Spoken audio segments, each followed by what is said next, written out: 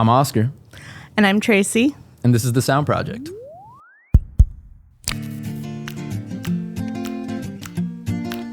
All right, so today we're interviewing Tracy Roberts.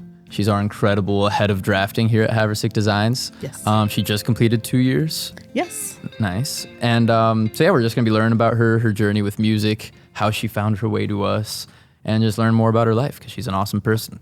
Thank you. How does it feel to be on the podcast? A little nervous, a little surreal. I have watched this for almost a year now, and so it is crazy to be a part of it. Nice. Were you expecting to be on the podcast like when you started, like, or how did that all come together? No, because I am definitely more behind the scenes. I know Ryan has been asking me for a couple of, sessions that you guys have had, and I've kind of talked my way out of it. So I couldn't do that anymore. We finally got you on. So here I am. When Ryan started before you, or after you, After right? me, You started before Ryan. Yes. So but there was no podcast when you started. No? That's cool. How, I don't know, when Ryan started and he had the idea for the podcast, was like exciting for you? Like, what did you think about it? Honestly, it sounded like a lot of work. And so I thought it was a great idea, but I thought it was something that just with how small we were wouldn't, be beneficial. And I am very happy to say I was wrong. I know. Yeah, me too. I was always wondering like how much of an impact it would have. Yeah. I always thought it'd be a cool, way of like, kind of increasing our reputation out there. Our and kind of presence in the world. Yeah. But people like come up to Gavin pretty frequently about the S.O.U.N.D Project and everything. It's Yeah. pretty cool. I think it's so niche that it's something that's needed. But again, me not being like part of the acoustics world before this, I just didn't know like how necessary it was. But like I said, I'm happy that I was wrong and it's taken off the way it has. Oh yeah. But so getting a little bit into you. Yeah. How you're a musician, right? Yes, I play instruments, not like on the level that some other people at the office, but I played piano. I play piano. I learned for 8 years, and I played clarinet in band for a good 2 years in high school. But I'm mostly a vocalist, so I sing in a chorus here. How did you first get into music? Like, were your parents musicians? Were they putting you in lessons and things as a kid? Yeah, actually, my mother was the the founding member of the barbershop chorus that she sang with.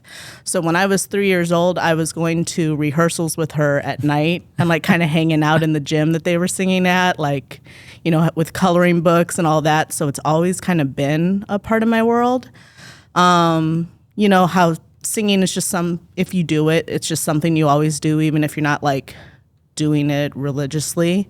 But after moving down here, and when my parents ended up moving down here to be closer to their grandkids, she forced me to go to the Sweet Adeline's chapter that's down here. Nice. So now we sing together every week. Oh, that's awesome. I know. Was choir, like, vocal performance always your main kind of, your main instrument? Yeah. Yeah, it's something that I've always leaned on. Like I said, I did piano for a very long time, and I think it's important. I think it's important for anyone to learn piano because it teaches you like really the basis of music and how to read music and, just the foundation of it, so that if you wanted to go into another instrument, it's a lot easier. But music has always been a big part of my family, and it's a big part of my kids' life now too. Yeah, and I've sang in choirs, since high school, and I haven't done one since college actually, and I miss it a lot. But it feels like a different kind of performance than like writing your own songs or even performing in like band, like with clarinet or or performing in like a band that's gigging and things on the weekends. How do you feel like performing in a choir differs from kind of like that kind of other worlds of music. Well, and it's a little bit different because the chorus that we're a part of is an a cappella chorus, and it's also barbershop harmony. So there's no music for us to like stay in tune with. We have to tune on the other. It's a 4-part harmony, so you have to tune in with the voices. It's generally considered more difficult because of that, but it's been a really fun like experience and just kind of being able to enjoy, you know, like I don't know if you've listened to barbershop at all, but yeah, there's certain elements of it that kind of you get the overtones, and if you lock in a chord, it's just it hits different. Yeah. And there's some like choral music of like it's a lot of people kind of grouping together, like making one bigger voice. Yeah. That's so satisfying in a way that you kind of other ensembles feel different to me anyway. Yeah, and like we've gone from like a 30-member chorus to a 60-member chorus, so it's a lot of different voices that it's crazy once you start like really practicing. It all just sounds like one. That's awesome. Yeah. But so pivoting a bit from music, how did you have a degree in architecture, right? I do. And how did you go about deciding to get into that? Because that seems like, I don't know, it seems like more of like a visual medium, like visual artistry combined with STEM versus like music. But yeah, well, both my parents are engineers. They're mechanical engineers. So they're very analytical. It was always kind of a part of growing up and stuff like that. I have tended to be more on the creative side. And what's interesting, like when I was looking at colleges and where to go and what to study, the thing that stuck out to me is for architecture, it is more important for you to have art like classes than it was for us to have like drafting classes. And so I always thought that that was a really cool way to kind of marry like the engineering side that I had grown up with and then the creative side that I was kind of like more drawn to. That's so fun. That's like exactly what it sounds like when Gavin talks about why he got into acoustics, or it's a lot of like, it felt like I was talking like of like a lot of like why I got into acoustics and why it seems like most people here ended up getting into acoustics is kind of, it's that marriage between the STEM analytical brain and our passion for music and creativity. Yeah. Was there a reason like architecture specific? Like were you always into art, like visual art and drawing, things like that? Yeah. I've always been an artistic person. And it's funny because like the first year of architecture school, you don't have a computer. It's all hand drawing. It's all your presentation boards are on like 24 by 36 inches of vellum that you have to hand letter onto. Oh, wow. So it's definitely a lot more of an art project almost. And then, of course, you know, as the years go on, you get more into like the drafting side of it. But really the foundation for architecture and kind of what's helped me a lot at Haverstick is that the foundation is a design, a creative side. Right. And did you have any thoughts of like music tying in with architecture when you got into it? Because in my mind, I would be like, I'd want to be designing performance halls or, you know, grand cathedrals or something like that. Somewhere that music would be performing. But did you have any kind of goal in mind when you were getting into it? No, I always wanted to do residential. I really enjoy working more one-on-one with like the people that what I'm creating affects. Yeah. Like when you're on a team of like 30 architects designing a school or a hospital, it's very, it can be very clinical almost. And so I always was happier with like working on a home for someone or an addition for someone, just something that was a little bit more client-based. Yeah, that's cool. So was it a little bit more like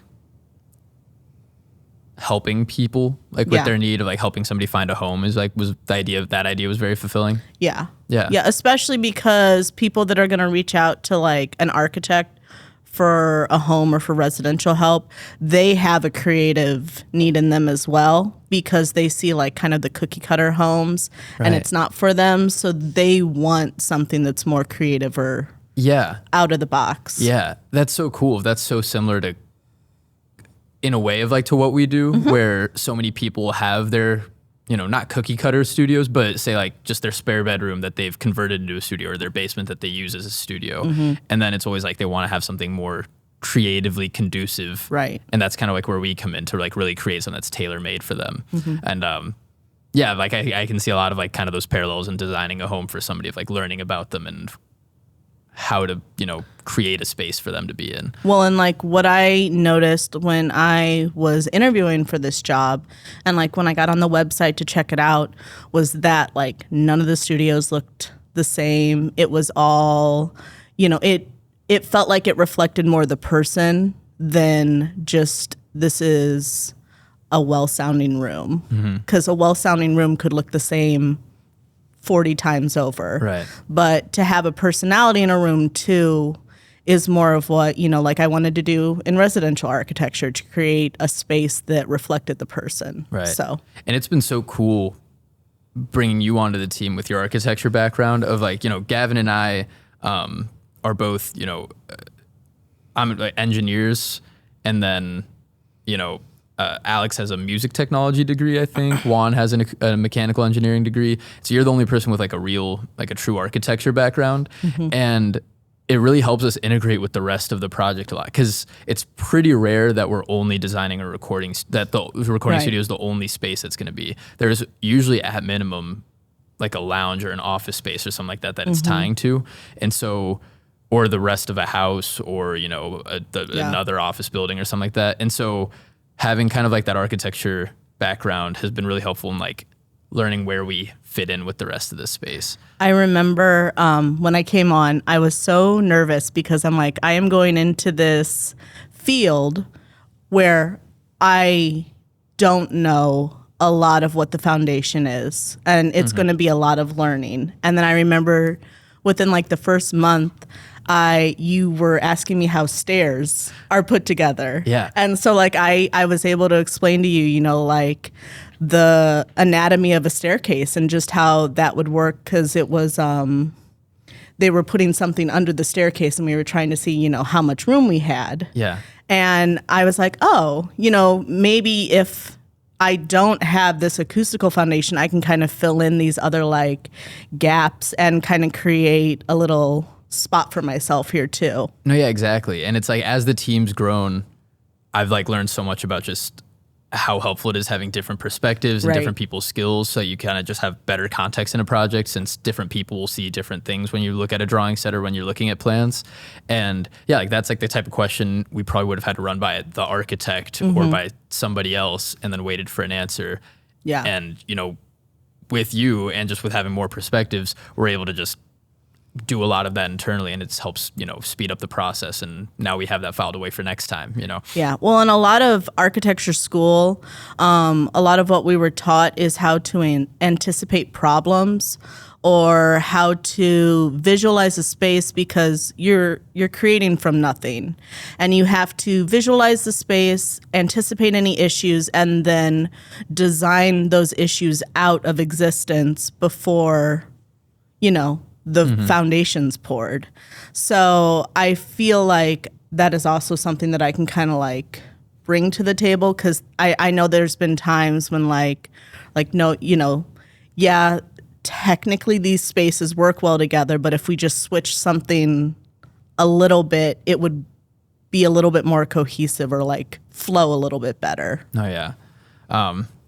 Something that we kind of talked about earlier was about kind of architecture is like this cool pairing of like STEM with artistry. Does it feel similar?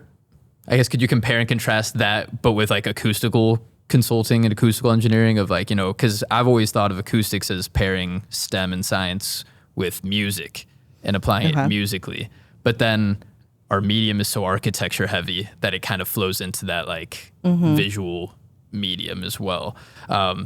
And then the science of acoustics can be so not imprecise, but it's, there's not one formula for this is the right sized room, or this is what the room needs to be shaped like, or this is exactly what treatment you need. Right. Well, I know that was my biggest learning curve, because we learn a lot about the other parts of a building, or like if we were to design a concert hall or, a recording studio.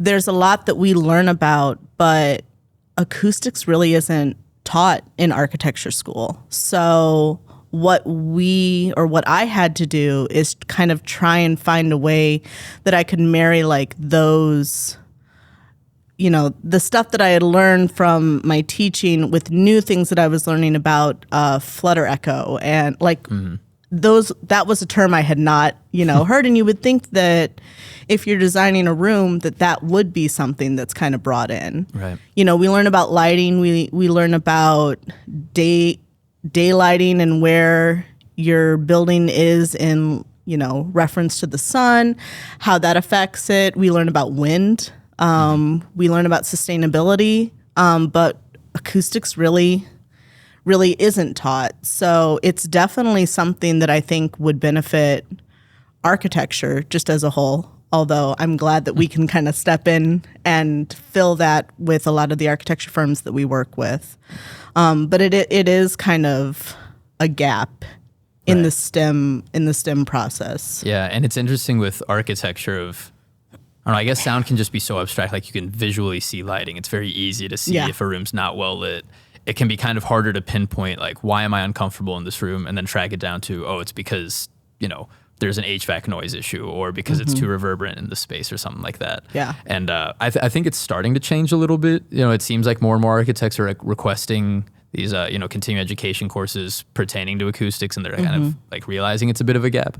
But it's an interesting bridge to gap between kind of like the acoustical engineers of the world and the architects of the world, kind of like where, us educating each other on our different, fields. Yeah, and I think there are firms that place an importance on it, and those are the firms that, we work with or like other acousticians work with, and those are the buildings and the spaces that are winning awards, that are getting these high praises for being a fully, nice place to be in. And it's because they're thinking of it full facet. Yeah, I guess, I could talk about like acoustics and kind of how niche our work tends to be here. What do you think about kind of the, imprecise, I guess, nature of acoustics? And kind of like, because architecture, I think, is kind of a similar way of like, you have all these tools at your disposal of like sustainability and lighting, but you're going to be applying them in so many different ways. I think that a lot of people don't realize how imprecise a lot of the different specialties are.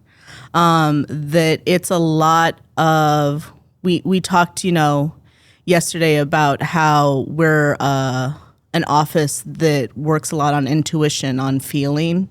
It's a lot from experience that you draw on to be able to know how to work on those kind of spaces. So I don't know. I feel like it's not black and white. That's kind of what I loved about architecture, though, to begin with. Engineering, or like even civil engineering, structural, because we work with structural engineers a lot. That's something that it has to meet X, Y, and Z to be, approved. And that's just not architecture. Right. Architecture is more of a feeling. It's more of an art. We joke that the buildings that we create are like sculptures that people live in or work in. They're living art pieces that aren't black and white. It's all in that gray area. Right. And it's hard when, there are metrics that we have to hit in some projects, like in, some architecture projects, or, to achieve, certain ratings or certification or government projects, things like that. But then it's tough where we kind of have to like fill the gap of like, well, hitting this metric doesn't tell the whole story. Yeah. We could hit a certain STC rating, but if a certain a certain frequency is actually transmitting through, but that's not covered by that STC number, you might still have problems. Yeah. I feel like there's a final destination that you have to hit, but the path that you can take towards it, isn't right or wrong. It's just different. And so, that's what's kind of special about it, is that you can put your own spin on it. And a room that I design might not look like a room that you design, even though we're working in the same space and we've kind of aligned a lot on like how we would create. But I mean, that's kind of what I love so much, is that we work together in that situation with, you know, other people, and we kind of all bring what's best to the table. And it usually isn't, you know, the final product isn't what we brought. It's kind of like a combination of all of it. Right, which has been such a cool part of, you know, when I started working at Haverstick Designs, Gavin, it was just with Gavin. Right. And then I was the first employee that he had, or the only employee that he had. And it felt so not unstructured, but there just wasn't like a need for it to be very structured. And then as we've added more people and we get more perspectives, different ideas, we've had the need to create these structures and create, you know, task management programs, or writing down a lot of our processes, or standardizing a lot of our stuff. But at least we try and not have kind of the losing of our individuality of, like, you know, everybody will have different ways of doing things or different perspectives. Right. I guess, were you very aware of that when you started, or how have you seen Haverstick grow and change since you started? Well, like I said, I saw that like the rooms were all different, and I was very surprised to find out that for the majority of it, it was one person making all those different rooms. Right. And then even when you started, that it was just two people making all those different rooms. And so I knew that this was definitely a place that I could come in and still be my own person while learning like the stuff that I knew I needed to learn. And I love that about this place. I love that there's an individuality to it, but it all fits under like the Haverstick umbrella, because I don't think anything that I've, you know, made, you'd be able to point it out that it was mine.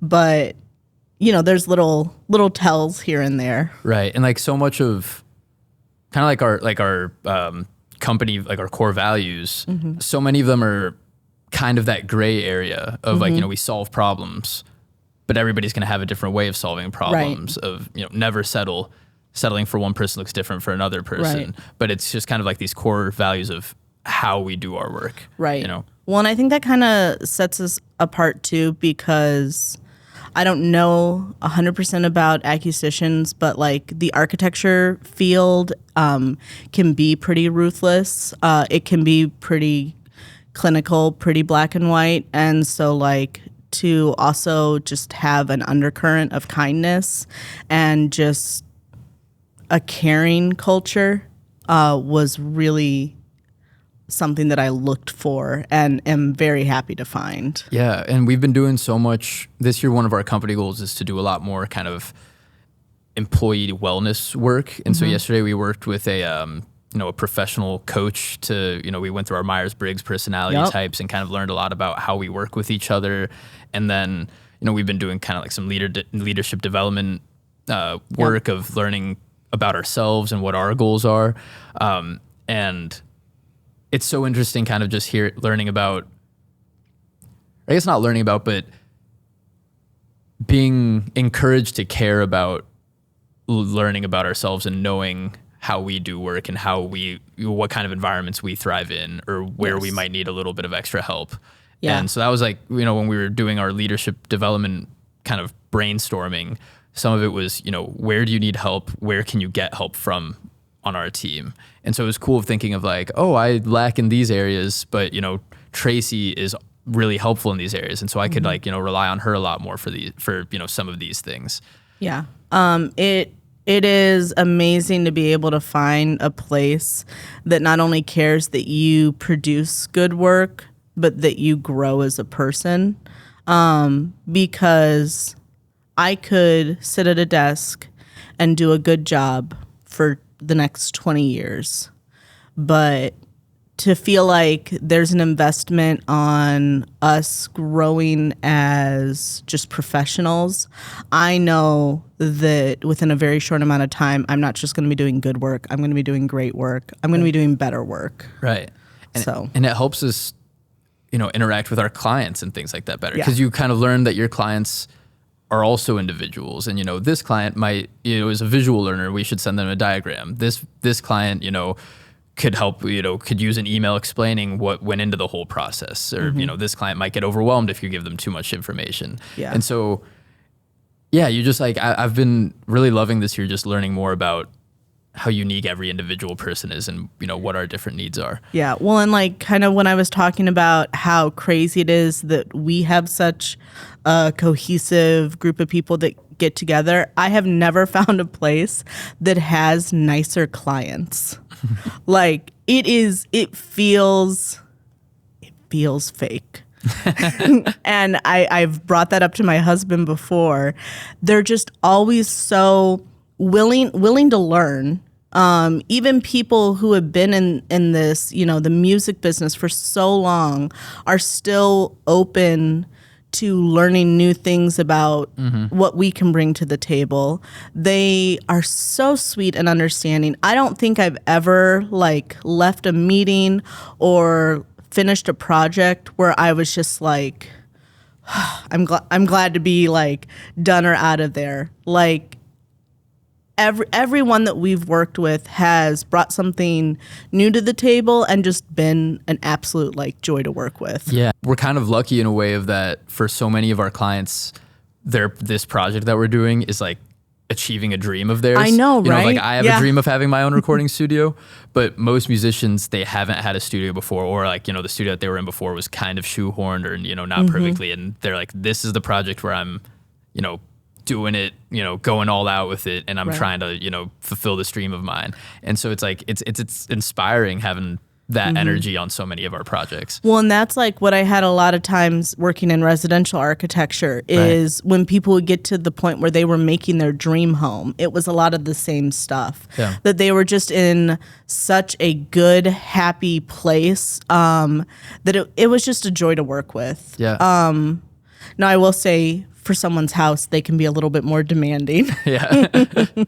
And it's probably because, they live a lot more of their lives in the house. But it's just as important in a studio because, like, you guys know how much time you can spend in a studio. Yeah. And how it, can become like your home away from home. Yeah. And it's funny there is so much passion in it. And then it's cool because you end up getting passionate about storage closets or a bathroom or, like what kind of wall type you're using and learning why that's the type of wall type you're using. And so it's funny of like, we tend to think about, I kind of developed our rendering program and now we do a ton of renderings. Yeah. That kind of is like the exciting kind of like when you think of inspiring rooms and like the inspiring part of the process, that's kind of like what's in front. But the whole process of getting there can't be neglected and like is so exciting, but like, cause at the end of the day, we're not just glorified interior designers. We have to make sure that the rooms work and that they're well isolated and, quiet and acoustically what the clients are looking for. I will say though, those are the meetings that I look forward to the most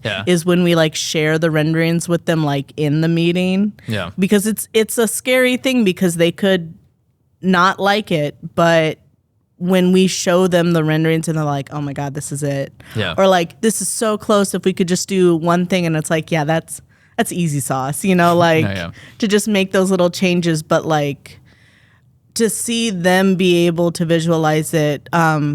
We bring it up a lot of times, like with engineering and architecture, a lot of stuff we've been trained to visualize. So we can see a plan and we know what that space is going to look like. But someone who, is a teacher or a doctor, like they don't have that same training, so it's hard for them to look at a piece of paper and not be able to see their studio or their space. And so it's really nice when we can do that. And I gotta say, there are some times where we come so close with that rendering that like when we see the after shots with the rendering, I sometimes have a hard time telling the difference. It's super exciting just knowing what the room's gonna look like, right? And it's like it feels like every time we do a batch of renderings, we're able to get a little bit deeper into it of like getting the wood grain looking right in the rendering or adding X piece of gear that they're having. I love that part. Oh yeah, it's always so cool. it can be a little bit annoying putting in every single piece of, rack gear that they have. Yeah. But it makes it so satisfying. And they're like, there'll be clients that'll be like, that's the actual compressor I'm going to be having in there. Like, that's the actual power conditioner I'm going to be having in there. Like, that's so cool. Yep. Yeah. Yeah, no, I love all those little touches because I think it really shows that we're willing to kind of go the extra step to really make it personal to them. Oh, yeah. Well, we have a few rapid fire questions that we try and do at the end of all of these. Love this. So, Coke versus Pepsi. Don't at me. I'm a Pepsi girl. Oh my gosh. I know. I drink whatever. I probably would fail the Pepsi challenge in all honesty. But yeah, I'm a Pepsi girl. That's terrible. We need to do the blind test, the blind taste test. We probably should. That'd be pretty funny because I'd love to see all you Coke people out there pick Pepsi. Yeah, oh no. I was literally gonna say, I thought you were gonna say I'd love to see you spit Pepsi back into the cup. I think it'd be really funny how many of you maybe don't love Coca-Cola as much as you think you do. Okay, well, we'll agree to disagree. What's your Mario Kart character? I am a hardcore Daisy picker. Oh, really? Anytime Daisy. Okay. Wahoo! Yeah. What's her item? Mario Kart. Oh, I'm thinking Double Dash. Yeah. You get specific items in Double Dash. So Mario Kart, I usually pick the motorcycle for Daisy. Mm-hmm. And because she comes with this cute little orange outfit. And the funny thing is, if Daisy is not available, I will never pick Peach. Oh. I know. You think that'd be like the alternate? No, never. It's Yoshi if Daisy's not available. Okay. Or Toad. Toad's good. All right. Are you No, Toad? I'm Koopa Troopa. Koopa Troopa. Yeah. My husband is Dry Bones. Oh, really? Every time. Wow, you guys are so unique. Daisy and Dry Bones. Yep. It's a pair. On long car rides, are you a podcast person or a music person? So probably a music person. Honestly, my go-to on long car drives is Broadway musicals. Oh. So listening to the whole Broadway album for it and then going to the next musical, stuff like that. Nice. Are you listening to ones that you already know or are you listening to new stuff at all? I mean, sometimes if there is a new one that I haven't had a chance to listen to, I'll do that. The other thing is sometimes we listen to like D&D, like Critical Role or Dimension 20, just something to kind of put on so that, it goes by a little quicker. Yeah. Any podcasts at all or no? I'm not really super into podcasts. You're not listening to the S.O.U.N.D Project? I do listen to the S.O.U.N.D Project. But I've never been the whole murder, whodunit girlies that are out there. It's never really appealed to me. So yeah, mostly music. Nice. Yeah. And then finally, what's a guilty pleasure of yours? I do puzzles a lot. I really like to kind of sit down, especially over a weekend and take over the dining table and just from Saturday morning to Sunday night get 1,000-piece puzzle out of the way. Oh my gosh. Is it therapy? Does it feel like quieting? Does it quiet your mind a little bit? Yeah, a little bit. Especially because now that my kids are a little bit older, they can kind of help out and they're not hurting the situation. They're actually being a little bit helpful, which is nice. When they were little, it was just them knocking puzzle pieces on the floor that we'd never find again. But yeah, it's a really nice way to kind of quiet my mind, to have a show running or something and just kind of spend the night doing that. Mm-hmm. And then here's one more for you specifically. Oh. What's your favorite brand of TikToks? That wasn't on the questions that you sent me earlier. I got to throw you one curveball. That's really rude of you. I really like DIY TikToks or home inspector TikToks where they're going into flipped houses and showing just how bad it is. I'm usually on more of the trend TikToks, so I can kind of send that out to everyone because they'll catch it on Reels a couple weeks later. But yeah, comedians. I get Nice. a lot of comedians on there too. Nice. So Spoken like a true architect with the DIY stuff. that definitely shows through. And because I worked retail, I get a lot of like Karen stories. Oh yeah, I like nightmare those a lot. customers and stuff. Those are great. Yep. Well, cool. Well, thanks so much for joining us on this episode. This was really Yeah. cool. This was so much fun. I felt like we broke down our process. I know. I was worried for nothing again. Great fun. I know. Cool. Thanks for having me. Yeah, for sure. So that's it for today's episode. It was really cool talking with Tracy about all of our, different personality types and, how the company's grown. So if any of you listening would want to drop your Myers-Briggs types below, please let us know. We'd be interested to hear what you all have to say. Yep. Okay. INFJ. INFP. Yes. And thanks for being a part of the S.O.U.N.D Project.